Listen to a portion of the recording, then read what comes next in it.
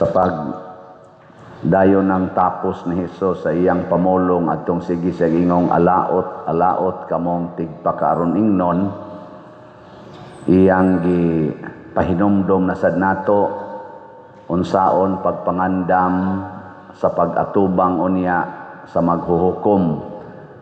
Iyang gi-equate ang atong kahimtang sa usa ka sulugoon nga kinahanglan gyud mahimutang buutan o kaning mahigugmaon nga sulugoon ngadto sa agalon. Lingay mong tupad na sulugoon ka. Pangutan-a ba na sulugoon ka diha sa inyo. Kinsa man sa inyong balay ang sulugoon, ikaw o ikay sigig panugo. Magsigigan ikag panugo na miligro ka igabot sa Ginoo.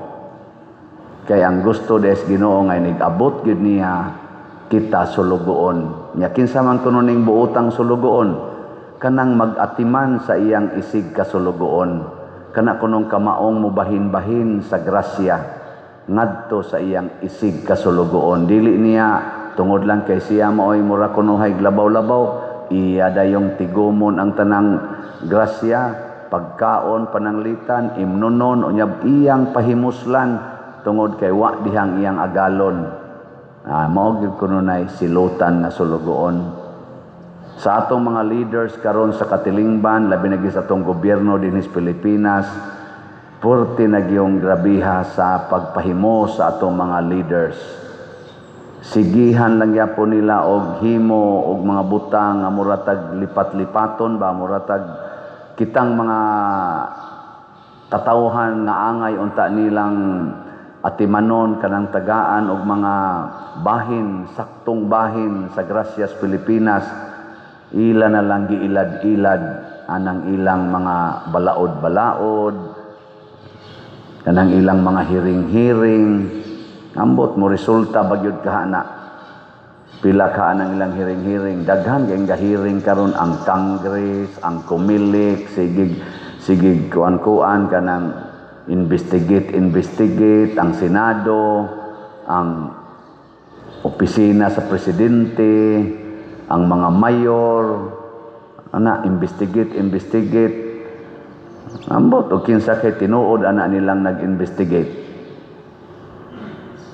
Pagabot atong pagdayong eleksyon sa Senado, investigate dayon si Senador Amy Marcos tungod atong illegal nga padala sa ngadto sa tatawagan ng presuhana ditong dahig ni former President Duterte.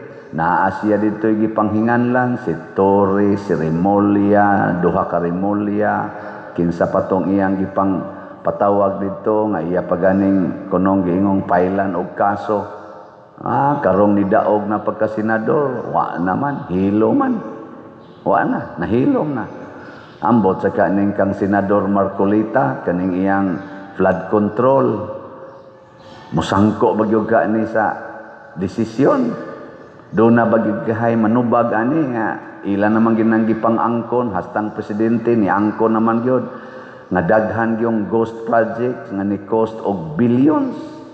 Wagi siguro trillion pa na, walang madiskubrihing uban.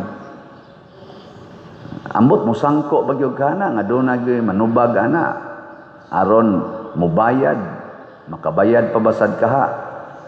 Kining klasihas mga leaders nga nalimot nga sila di ay mga sulugoon. Mauni ang matud pa ni Kristo inig-abot na sa agalon tagud-taguron. Si San Agustin niagi pod siya anang pagkamapahimuslanon.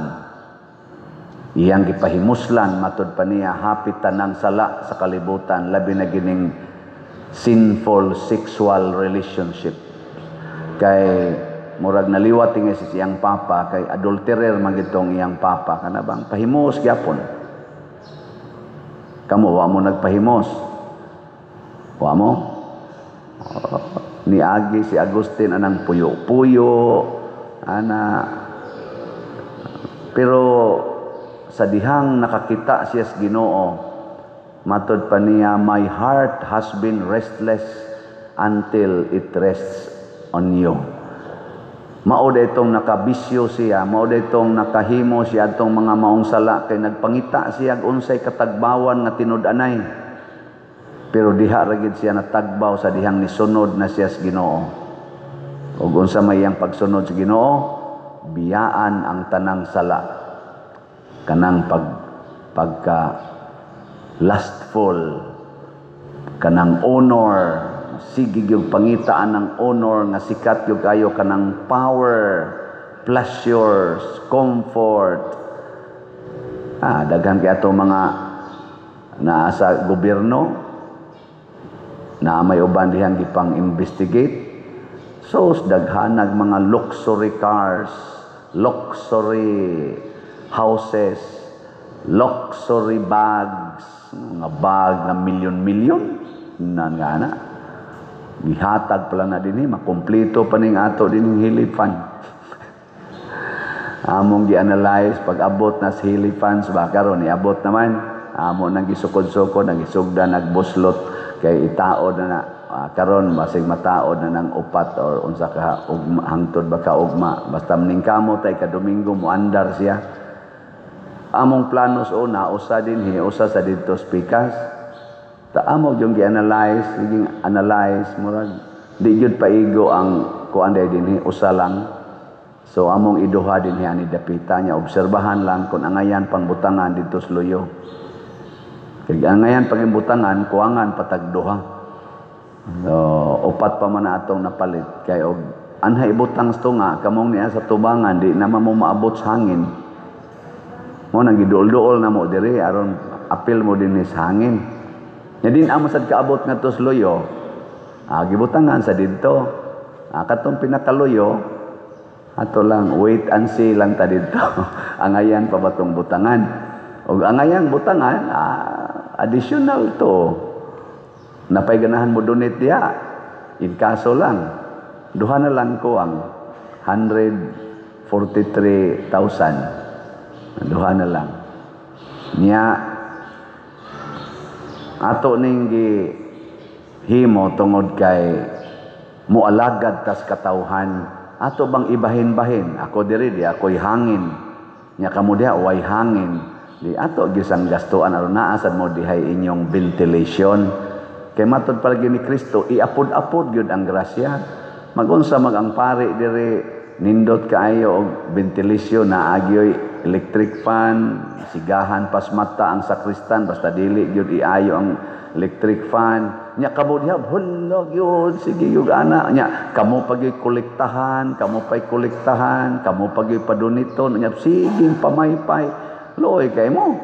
Amo na ning kamo ta nga bahin-bahin gyud nya ngadto sa mga malumog kasing-kasing nga tubig-tubigan donate sad mga kuan man usa ka grupo og tulo ka pamilya ang niangkon aning maong ganing upat ka hilifans ato kunong suwayan og paminaw ini kataod ani og makaandar ni karong Domingo ato lang obserbahan usa paigo maning upat og dige paigo butangan na tog 12 ka hilifans diya syarog di tamang lupad ana pero mo lagi nagkinahanglan tag mga buutang sulugoon mga parishioners nato ba nga muhago sama sa mga taga Tesalonica matud pang San Pablo unsa may nakalipay namo kay paghuman mog sangyaw ninyo kamo nagpabilin nga lig-on sa inyong pagsunod sa among gisangyaw miantos pud mo mihago mo mao na nga kami nakaginhawa migluag kay nakita namo nga di namo angayan nga sigihan pagyug agak pero lipay unta ming magkuyog tagbalik pero sa amo lang nabalitaan nga inyo jung gipuy-an ang pagtuo nga among gisangyaw lipay nami ako nalipay pud ko isip pare sige kog sangyaw dinhi pila pa lang ka semana kong nagsangyaw daghan na kaayo ang nagpakita nga lig-on diay ang inyong pagtuo dinhi kanilang hilipan sa nya human atong TV nanay nang donate pila na lay kuwang sa atong TV sa 45 inches para aning atong mga haligi duha na lang ka TV ang kuwang. Awa mo malipay. Nya dito sa gawas 75 inches to, usa na lang ang kuwang. Basin pa di ay hangtod karong Domingo nay mo ingon, Padre, mo ring i-donate ang among 75 or 100 inches nga TV. Di ibutang din nato sa gawas dayon. Duha na. Amot moabot ba gyud katong usa. Padre, di ami second hand ring TV nga 45 or 55 inches. Ato lang ning ibutang des haligi. So butang din na nato. Tingmon lang nato butang di lang nato anam-anamon kay ug atong anam-anamon god murag kapoy kay technician siging cut-cut nya mahumana mosaka na sagbalik. May nang kausalan trabaho kay aron dito total di na magitay makita. Pero to anata dito duha na lay kuwang din isulod. Ang sunod ani kamera na sad. Kana bang kamera para sa atong live stream ba?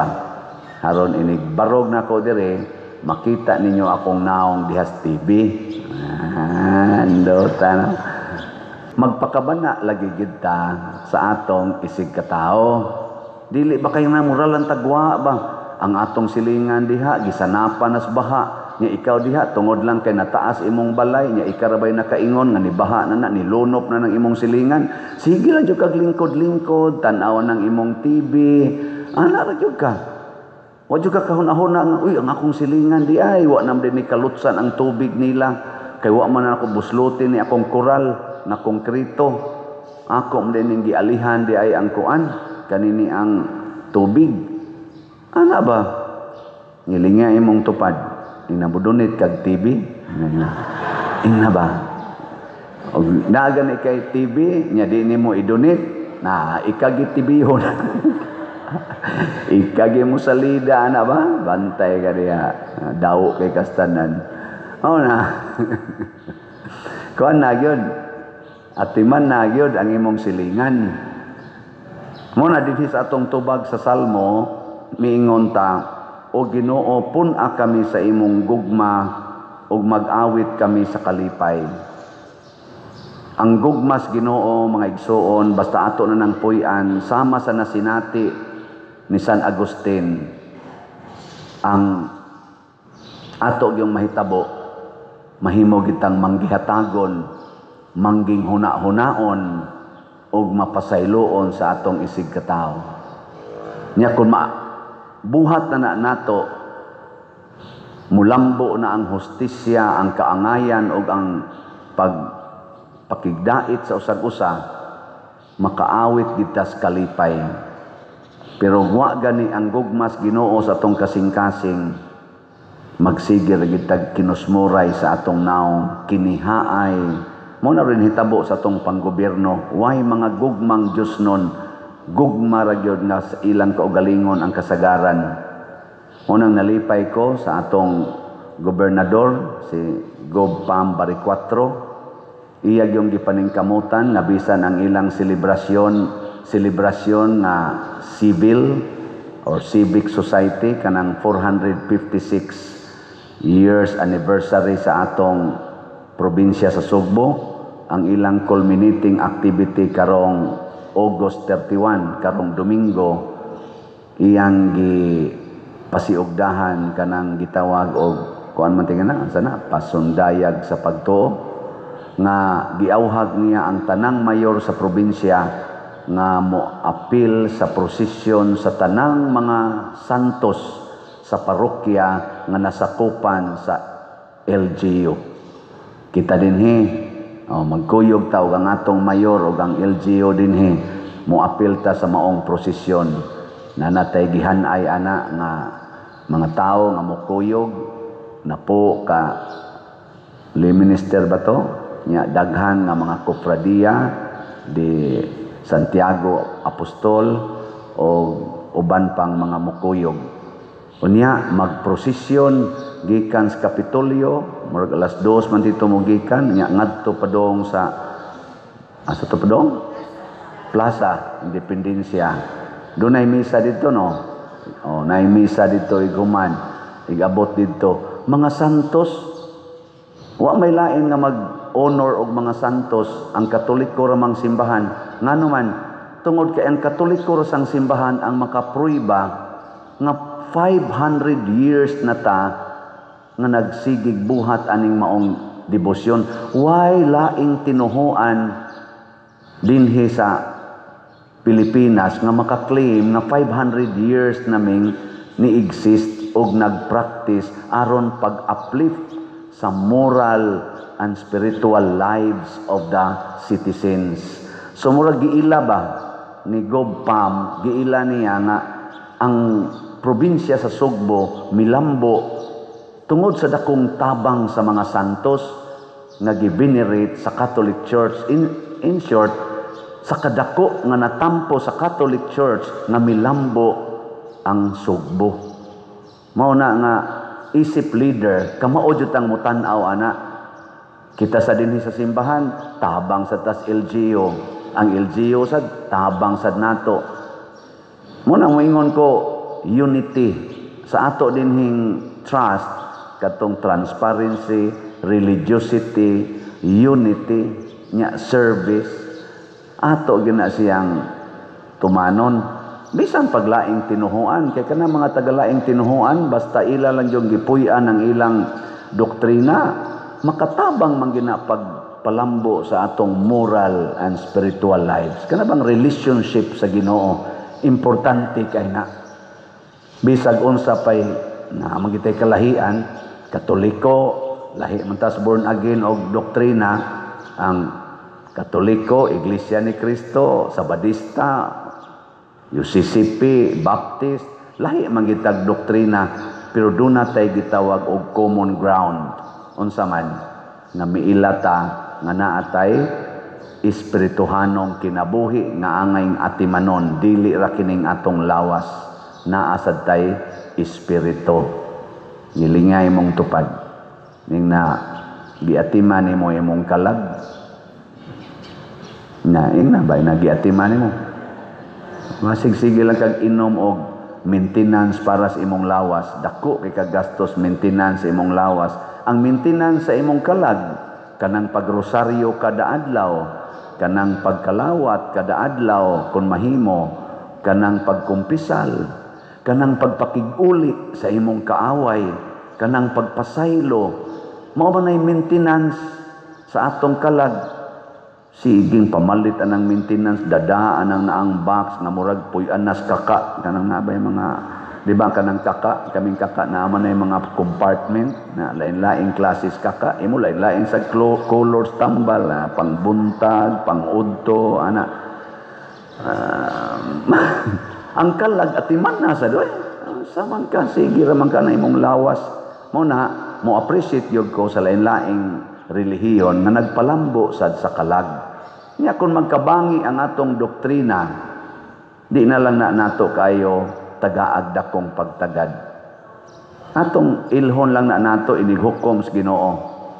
Nigkita nato dito, kita kos pastors born again. Brad, niali ka Brad. O asa man ka? Padong ko anang hukmanan Brad. Ikaw Padersiano, asa man ka padong? Padong sa ko anak Brad. Parihara man tag padulngan, hukman man ta, ug ang mohukom nato mao ang Ginoo. Matod pa sa Revelation chapter wa ko kay bao. Bogo man ko anang Bible. Angko lang jud ko anap sa ilo. Akong Revelation chapter 20 inigbarog ko no nato didto ni adtong hukmanan ang tanang tao inila og dili inila muatubang gyud ni anang puti nga lingkuranan nga lingkuran sa maghuhukom sa tanang katawhan ug ang matag usa mudawat og husay. Dili kitay maghusay, dili kitay mag-away, dili kitay magdebate dinhi kung kinsay sakto, kinsay dili. Una, congratulations GovPam sa imong pagpalambo dili lang sa physical, pinaagi ng imong mga medical missions nga porti sa gyud kanindot karon, mga medical missions for the body na asa kay spiritual propagation. Nya ato nang iampo nga magmalampuson unta ang maong activity karong Domingo. Maayo untang panahon, maayo ang sitwasyon, ug mosangko unta sa panaghiusa sa katawhan dili sa pagkabahin-bahin. Pero mutuo man ta kung magsunod tas kinabuhi sa mga santos ug sa Ginoo, magkahiusa gid ta. Mosunod gani ta ning kwarta, magkagubot gid ta.